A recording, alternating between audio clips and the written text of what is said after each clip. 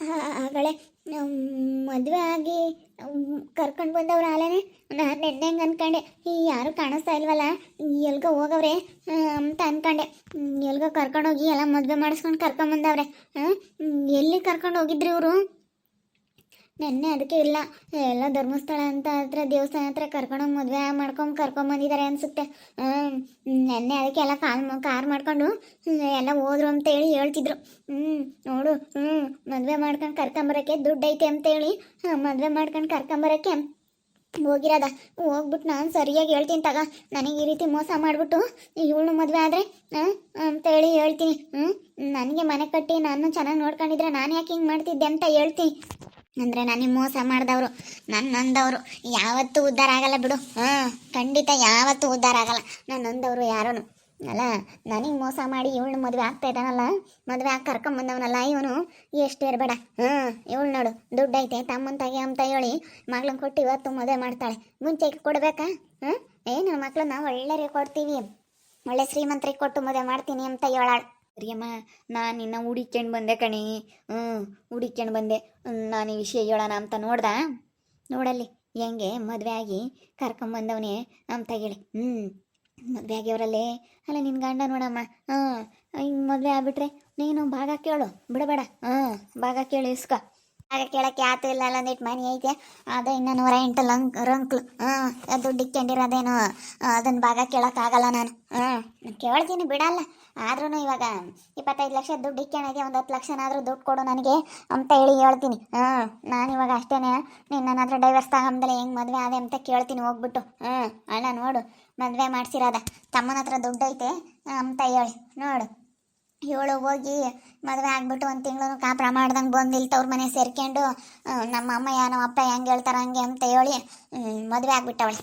ನಾನು ಯಾತಕ್ಕೆ ಬಿಡ್ತೀನಿ? ಹೋಗಿ ಗಲಾಟೆ ಮಾಡ್ತೀನಿ, ನಾನಂತೂ ಬಿಡಲ್ಲ ಕಣಕ್ಕ. ಹೋಗಿ ಕೇಳು, ಯಾಕೆ ಬಿಡ್ತೀಯ?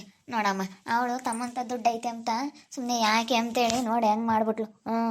ತಮ್ಮನ ಆಸ್ತಿ ಆದರೂ ಸಿಗುತ್ತೆ, ದುಡ್ಡು ಆದರೂ ಸಿಗುತ್ತೆ ಅಂತೇಳಿ ನೋಡಮ್ಮ ಮಗಳನ್ನ ಕೊಟ್ಟು ಮದುವೆ ಮಾಡಿಬಿಟ್ಲು.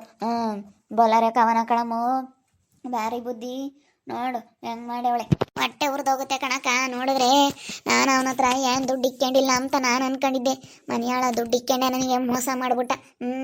ಇಲ್ಲ ಇಲ್ಲ ಇಲ್ಲ ಅಂತಲೇ ನನಗೆ ಮೋಸ ಮಾಡಿಬಿಟ್ಟ. ನಾನು ಇವನ ಕೈಲಿ ಮನೆ ಕಟ್ಟ ಯೋಗ್ಯತೆ ಇಲ್ಲ ಅನ್ಕೊಂಡೆ. ನೋಡಿ ಇವಾಗ ಸೈಡ್ ತಾಣವನೇ ಮನೆ ಕಟ್ತಾನೆ. ಹಿಂಗೆ ಮಾಡಿದ್ರೆ ನಾನು ಯಾಕಕ್ಕ ಹಿಂಗೆ ಮಾಡ್ತಿದ್ದೆ? ನನ್ನ ಯಾವ್ಯಾಗೆ ಮನೆಗಿನೇ ಕಟ್ಟಿಸಿ ನನ್ನ ಯಾವ್ಯಾಗ ನೀ ಬಂದು ಇಲ್ಲೇ ಇಟ್ಕೊಂಡು ನೋಡ್ಕೊಂಡಿದ್ರೆ ಬೆಂಗಳೂರಾಗಿದ್ದೆ. ಅದಕ್ಕೆ ನಾನು ಇಂಥ ಕೆಲಸ ಮಾಡಿದೆ. ಅದಕ್ಕೆ ನನ್ನ ಮಗ ಹಿಂಗೆ ಮಾಡ್ಬಿಟ್ನಲ್ಲ. ನಾನು ಹಂಗೆ ಅಂತೀನಿ, ದುಡ್ಡು ಕೊಡು ನನ್ನ ಜೀವನಕ್ಕೆ, 10 ಲಕ್ಷ ದುಡ್ಡು ಅಂತೀನಿ. ಒಳಗೆ ಹೋಗಿ ಯಾಕೆ ಬಿಡ್ತೀಯ? ಏನು ಬರೋದು ಏಟನ ಬರಲೇಳು, 1 ಲಕ್ಷ ಕೊಡ್ಲೇಳು. ಬೇಡ ಇಸ್ಕ. ಸುಮ್ಮನೆ ಇಸ್ಕೊಂಡು ತೆಪ್ಪನ ಬಜ್ಜಿಕ್ಕೆ ಮತ್ ಕಲಿ. ಇಸ್ಕೊಂಡಿಕ್ಯ ಸುಮ್ಮನೆ ನೋಡಿ ತಲೆ ಕೆಡಿಸ್ಕೊಂಬಕ್ಕೆ ಹೋಗ್ಬೇಡ. ಸುಮ್ಮನೆ ಇಸ್ಕೊಂಡು ಜೋಪಾನ ಮಾಡ್ಕೆ ಮದ್ದು ನೋಡ್ಕೆ ದುಡ್ಡ. ಅಕ್ಕ ನಾನೇನಕ್ಕೆ ಬೇಡ ಅಂತೀನಿ. ಏಟನ ಕೊಡ್ಲೇಳು, 50,000 ಕೊಡ್ಲೇಳು, ಇಸ್ಕೊಂಬತ್ತೀನಿ. ಕೊನೆಗೆ ಒಂದು 10 ಲಕ್ಷ ಅಂತ ಕೇಳಿದ್ರೆ ಒಂದು 1 ಲಕ್ಷ 2 ಲಕ್ಷ ನಾನಾದರೂ ಬರ್ತವೆ. ಒಂದು 10 ಲಕ್ಷ ಅಂತ ಕೇಳಬೇಕು. ಕೇಳ್ತೀನಿ, ನಾನು ಬಿಡಲ್ಲ. 10 ಲಕ್ಷ ದುಡ್ಡು ಕೊಡಲೇಬೇಕು ಅಂತೀನಿ. ಕೇಳಮ್ಮ, ಕೇಳಿ ಸುಮ್ಮನೆ ಇಸ್ಕೊಂಬತ್ ಕಲಿ. ಇಸ್ಕೊಂಡ್ರೆ ವಾಸಿ ನಿನಗೆ ಒಂದಲ್ಲ ಒಂದಿನ ಯಾತ್ಕನ ಕಷ್ಟಕ್ಕೆ ಬೋರುತ್ತೆ. ದುಡ್ಡಿದ್ರೆ ಏನಮ್ಮ, ದುಡ್ಡಿರಲೇಬೇಕು ಮನುಷ್ಯನ ಜೀವನಕ್ಕೆ. ಎಷ್ಟು ಮುಖ್ಯ ಗೊತ್ತೇ ದುಡ್ಡು ಅಮ್ಮ, ಭಾಳ ಮುಖ್ಯ ಕಣಮ್ಮ. ದುಡ್ಡಿಲ್ಲ ಅಂತಂದರೆ ಮನುಷ್ಯನ ಜೀವನನೇ ಇಲ್ಲ. ಹೆಂಗೋ ಇನ್ಮೇಲಿಂದನ ನೀವಿಬ್ರು ಚೆನ್ನಾಗಿದ್ರೆ ಸಾಕು. ಇವಾಗ ಒಂಥರ ನಮಗೆ ಸಮಾಧಾನ ಆಯಿತು. ಇಬ್ರು ಚೆನ್ನಾಗಿರ್ಬೇಕು. ಇನ್ಮೇಲಿಂದ ಚೆನ್ನಾಗಿರ್ತೀನಿ ಅಮ್ಮ, ಚೆನ್ನಾಗಿರ್ತೀನಿ. ಯಾರೇನೇ ಮಾತಾಡಲಿ, ಯಾರೇನೇ ಅನ್ಕೊಂಬ್ಲಿ, ನನ್ನ ಕೆಲಸ ನಾನು ಮಾಡ್ಕೊಂಡು ನಾವು ಚೆನ್ನಾಗಿರ್ತೀನಿ ಅಮ್ಮ, ಅಷ್ಟೇ. ಇನ್ನೇನು ತಲೆ ಕೆಡಿಸ್ಕೊಂಬಕ್ಕೆ ಹೋಗ್ಬೇಡ್ರಿ. ಸೈಡ್ ತಗೊಂಡಿದ್ರ ಇನ್ನಿಬ್ರು ಮನೆ ಕಟ್ಟಿ ಚೆನ್ನಾಗಿರ್ಬೇಕು. ಎಲ್ಲರ ಕಣ್ಣು ಎದುರುಗಳಪ್ಪ ಕವನ ಅವ್ರ ತಮ್ಮನಿಗೆ ಕೊಟ್ಟು ಮದುವೆ ಮಾಡಿದ್ಕೂ ಚೆನ್ನಾಗಿದ್ದಾಳಪ್ಪ ಶಕ್ತಿ ಅಂತ ಅಂದರೆ ಸಾಕು. ನಮಗೇನೋ ಭಾಳ ಖುಷಿ ಆಯಿತು ಕಣ. ಇವಾಗ ಒಳಗೆ ಬನ್ನಿ, ಒಳಗೆ ಹೋಗಿ ಸ್ವಲ್ಪ ಪಾಯಸ ಗೀಸ ಮಾಡಿದಾಳೆ ಮಾನಸ, ಪಾಯಸ ತಿನ್ನಿರಂತೆ. ಬನ್ನಿರಿ ಒಳಗೆ ಹೋಗೋಣ. ಒಳಗೆ ಹೋಗಕ್ಕೆ ನಾನು ಬಿಡಲ್ಲ. ನನಗೆ ಮೋಸ ಮಾಡಿಬಿಟ್ಟು ಮದುವೆ ಆಗ್ಯವನಲ್ಲ, ಇವನಿಗೆ ಎಷ್ಟು ಇರಬೇಡ. ಇವನಿಗೆ ಎಷ್ಟು ಹೊಟ್ಟೆ ಉರಿಸ್ತಾ ಇದೆಯಾ ಅಲ್ಲ. ನೀನು ನೋಡಿ ಹೆಂಗೆ ಮದುವೆ ಆಗಿ ಬಂದುಬಿಟ್ಟಿದ್ಯಲ್ಲ ಇವಳನ್ನ. ನನಗೆ ನೀನು ಡೈವರ್ಸ್ ಕೊಟ್ಟಿದ್ಯಾ?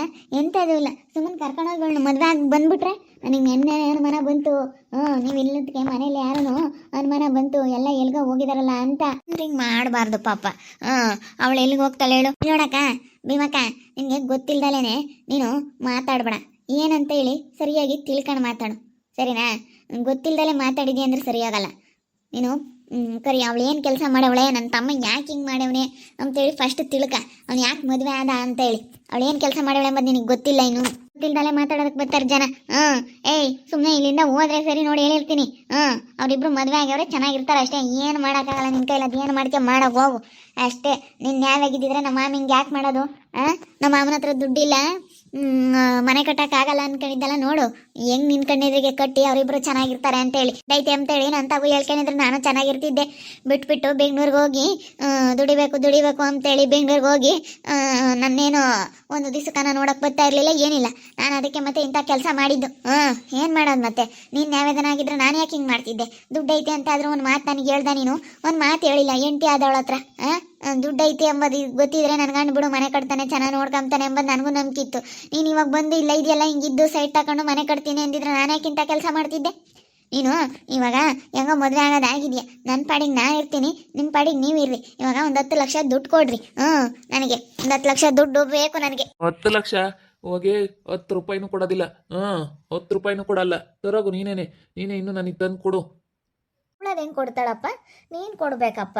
ಯಾಕಂದರೆ ಇವಾಗ ಪಾಪ ಅವಳು ಜೀವನ ಮಾಡಬೇಕಲ್ಲ. ನೀನು ನೋಡಿದ್ರೆ ಇವಾಗ ಅವಳನ್ನ ಕೈ ಬಿಟ್ಟಿದೆಯಲ್ಲ, ಅದಕ್ಕೆ ಇವಾಗ ನೀನು ಕೊಡಬೇಕಪ್ಪ. ಇವಾಗ ಕೊಡಲಿಲ್ಲ ಅಂದರೆ ಅದು ಹೆಂಗೆ ಸರಿ ಹೋಗುತ್ತೆ? ಅವಳು ಹೆಂಗೆ ಜೀವನ ಮಾಡ್ತಾಳೆ? ಅವಳದು ಅರ್ಥ ಮಾಡ್ಕೋಬೇಕಣಪ್ಪ. ಹೆಣ್ಣೆಂಗ್ಸು ಹೆಂಗೆ ಜೀವನ ಮಾಡ್ತಾಳೆ ಏನು ಎತ್ತ ಅಂತೇಳಿ ಅರ್ಥ ಮಾಡ್ಕೋಬೇಕು. ಸ್ವಲ್ಪ ದುಡ್ಡು ಗಿಟ್ಟು ಕೊಟ್ಟರೆ ಅವಳ ಜೀವನ ಅವಳು ಹೆಂಗೆ ಮಾಡ್ತಾಳೆ. ದುಡ್ಡಿಗಾಗಿ ಬಂದವಳು ಇವಳು. ಅದು ಹೆಂಗೆ ಕೊಡ್ತಾರಕ್ಕ? ಅವನಿಗೆ ದುಡ್ಡಿಲ್ಲ ಕೊಡೋಕ್ಕೆ. ದುಡ್ಡೆಲ್ಲ ಐತೆ ತಾಮನ್ ಕೊಡೋಕೆ ನೀನೇನೆ ಎಲ್ಲನೇ ಇಟ್ಕೊಂಡಿದ್ರೆ ಅವನು ಮನೆಗಿನ ಕಟ್ಕೊಂತಾನೆ. ಮನೆಗಿನ ಕಟ್ಕೊಂಬಕ್ಕೆ ಅವ್ನಿಗೆ ತಗೋ ದುಡ್ಡಿಲ್ಲ. ನನಗೂ ಗೊತ್ತೈತೆ ನಿನ್ನ ತಮ್ಮನ ಹತ್ರ ದುಡ್ಡು ಐತೆ ಅನ್ನೋ ಒಂದು ಕಾರಣಕ್ಕೋಸ್ಕರನ ಮಗಳಿಗೆ ಮದುವೆ ಮಾಡಿದೀಯ. ಇಲ್ಲ ಅಂದ್ರೆ ನೀನು ಕೊಡ್ತಿದ್ದ? ಏನೂ ಇಲ್ಲ ಅಂದಿದ್ರೆ ಹೋಗಿ ಇಂಥವ್ನಿಗೆ ಯಾರು ಕೊಡ್ತಾರೆ? ಹೋಗ ನೀನೇ, ನಿನಗೆ ಮನೆ ಇಲ್ಲ ಏನಿಲ್ಲ, ನಿನ್ನ ಹತ್ರ 1 ರೂಪಾಯಿ ದುಡ್ಡಿಲ್ಲ. ನನ್ನ ಮಗಳನ್ನ ಹೆಂಗೆ ಸಾಕ್ತೀಯೋ ಏನೋ. ನಿನಗೆ ನನ್ನ ಮಗಳನ್ನ ಸಾಕೋ ಯೋಗ್ಯತೆ ಇಲ್ಲ, ನಿನ್ನಂಥವ್ನಿಗೆ ಏನು ಕೊಡೋದು ಹೋಗಲೇ ಅಂತಿದ್ದೆ. ಇವಾಗ 25 ಲಕ್ಷ ನನ್ನ ಗಂಡ ದುಡ್ಡು ಇಟ್ಕೊಂಡಿರೋದು ನೋಡಿ ಇವತ್ತು ಹೆಣ್ಣು ಕೊಟ್ಟು ಮದುವೆ ಮಾಡಿದೀಯ ನೀನು. ದುಡ್ಡು ಇಟ್ಕೊಂಡ್ರೆ ಅದಕ್ಕೆ ಕೊಟ್ಟಿರೋದು ನೀನು. ಅಮ್ಮ ಈ ಅಮ್ಮನ ಹತ್ರ ಏನಮ್ಮ ಮಾತು? ನಡಿಯಮ್ಮ, ಸುಮ್ಮನೆ ನಮ್ಮ ಕೆಲಸ ನಾವು ನೋಡ್ಕಮ್ಮನ. ಬರ್ರಿ ಅಕ್ಕ ಮಾಮ ಬರ್ರಿ. ಮನೆ ಹತ್ರ ಸುಮ್ಮನೆ ಹೋಗ್ಬಿಡೋಣ, ಒಳಗೆ ಹೋಗೋಣ ಬನ್ನಿ. ಇವಳು ಸುಮ್ಮನೆ ಮಾತಾಡಕ್ಕೆ ಬಂದವಳು. ಇವಳವೆಲ್ಲ ಏನು ತಲೆ ಕೆಡಿಸ್ಕೊಂತೀರ? ಸುಮ್ಮನೆ ಇಲ್ಲಿ ಬಂದು ಮದುವೆ ಆಗಿರೋಲ್ಲ ಅನ್ನೋ ಹೊಟ್ಟೆ ಕಿಚ್ಚಿಗೆ ಮಾತಾಡ್ತಾಳೆ.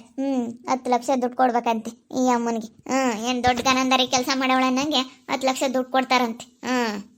ನಾನು ಮಾಡಿರೋ ಎಂಥ ಕೆಲಸ ಅಂತ ಯೋಚನೆ ಮಾಡು. ಆಗ ಕೋರ್ಟ್ಗೆ ಹಾಕಿದ್ರೆ, ಏನಾನ ಭಾಗಕ್ಕೆ ಹಾಕಿದ್ರೆ, ಡೈವರ್ಸ್ ಏನಾನ ಕೊಟ್ಟಿದ್ರೆ ಗಂಡನ ಆಸ್ತೆಗಾಗಲಿ ದುಡ್ಡು ಒಡವೆ ವಸ್ತ ಎಲ್ಲದ್ರಾಗೂ ಅರ್ಧ ಭಾಗ ಕೊಡಬೇಕು. ಅರ್ಧ ಭಾಗ ಕೊಡಬೇಕಾಗುತ್ತೆ. ಈಗ ನಾನೇನೇನು ಕೋರ್ಟ್ಗೆ ಹಾಕಕ್ಕೆ ಹೋಗಿಲ್ವಲ್ಲ, 10 ಲಕ್ಷ ದುಡ್ಡು ಕೊಡ್ರಿ. ನಮ್ಮ ಪಾಡಿಗೆ ನಾನು ಹೆಂಗೋ ಇರ್ತೀನಿ ಅತ್ತಾಗೆ. ಇನ್ನೇನು ಮಾಡೋಕ್ಕಾಗುತ್ತೆ? ಆಗೋದಾಗ್ಬಿಟ್ಟೈತೆ. 10 ಲಕ್ಷ ದುಡ್ಡು ಕೊಡ್ರಿ. 10 ಲಕ್ಷ ದುಡ್ಡು ಕೊಟ್ಬಿಟ್ರೆ ನನ್ನ ಪಾಡಿಗೆ ನಾನು ಇರ್ತೀನಿ ಅತ್ತ. ಆಮೇಲೆ ನಡೀರಮ್ಮ ಸುಮ್ಮನೆ. ಇವಳು ಅದೇ ಬೇಕಲ್ಲ ಬಂದಿದ್ದಾಳೆ ಇಲ್ಲಿ ಹೊಟ್ಟೆ ಊರಿಗೆ. ಇವಳನ್ನೇನತ್ಲಾಗೆ ಅಯ್ಯೋ ದೇವ್ರೆ. ಇವಳ ಹತ್ರ ಏನು ಮಾತಾಡ್ತೀರಿ? ನಡೀರಮ್ಮ. ಅಕ್ಕ ನಡಿ ಅಕ್ಕ ಹೋಗೋಣ. 10 ಲಕ್ಷ ಅಂತ 10 ರೂಪಾಯಿನೂ ಕೊಡಲ್ಲ, 10 ಪೈಸೆನೂ ಕೊಡಲ್ಲ. 10 ರೂಪಾಯಿ ಅಲ್ಲ, 10 ಪೈಸೆ. ಅಷ್ಟೂ ಕೊಡೋದಿಲ್ಲ ನಿನಗೆ. ನಿನ್ನಂಥವಳಿಗೆ ಕೊಟ್ಬಿಟ್ರೆ ಆಯ್ತಲ್ಲ. ನಾನು ಕಷ್ಟಪಟ್ಟು ದುಡ್ದಿರೋ ದುಡ್ಡು ಕಣೆ. ದುಡ್ಡು ಇಟ್ಕೊಂಡಿದ್ರು ನಾನು ಕಷ್ಟಪಟ್ಟು ದುಡ್ದು ಇಟ್ಕೊಂಡಿರೋದು. ನಾನು ಎಷ್ಟು ಕಷ್ಟ ಬಿದ್ದಿದ್ದೀನಿ ಗೊತ್ತಾ ದುಡ್ಡು ದುಡಿಯೋದಕ್ಕೆ? ನನಗೆ ಗೊತ್ತು, ನಿನಗೇನು ಗೊತ್ತು? ನೀನು ಇಲ್ಲಿ ಬರೀ ಮನೆ ಹಲ್ದ್ಕೊಂಡು ತಿಂದ್ಕೊಂಡು ಓಡಾಡ್ಕೊಂಡಿದ್ದಲ್ಲ. ನಿನಗೇನು ಕಷ್ಟ ಅಂತ ಗೊತ್ತಿಲ್ಲ. ಬೆಂಗಳೂರಲ್ಲಿ ದುಡಿಯೋದು ಎಷ್ಟು ಕಷ್ಟ ಅಂತ. ದುಡ್ದು ಕೆಲ್ಸಕ್ಕೆ ಹೋಗಿ ದುಡಿತಾರಲ್ಲ ಅಲ್ಲಿ ಗೊತ್ತಿರುತ್ತೆ ಅದೇನು ಕಷ್ಟ ಬೆಂಗಳೂರಲ್ಲಿ ದುಡಿಯೋದು ಅಂತ.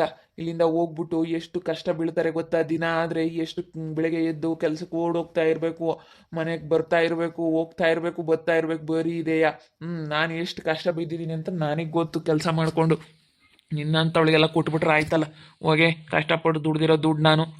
ನೀನೇನು ದೊಡ್ಡ ಘನಂದಾರಿ ಕೆಲಸ ಮಾಡಿದೀಯ ಅಂತ ನೀನು ದುಡ್ಡು ಕೊಡೋಣ ನಾನು? ನೋಡಿದ್ರಲ್ಲ ವೀಕ್ಷಕರೇ, ಈ ಕರಿಯಮ್ಮ ಬಂದು ನಿನ್ನ ಮದುವೆ ಆಗಿದೆಯಲ್ಲ ಅದಕ್ಕೆ ನನಗೆ 10 ಲಕ್ಷ ದುಡ್ಡು ಕೊಡು ಅಂತ ಕೇಳ್ತಾವಳೆ.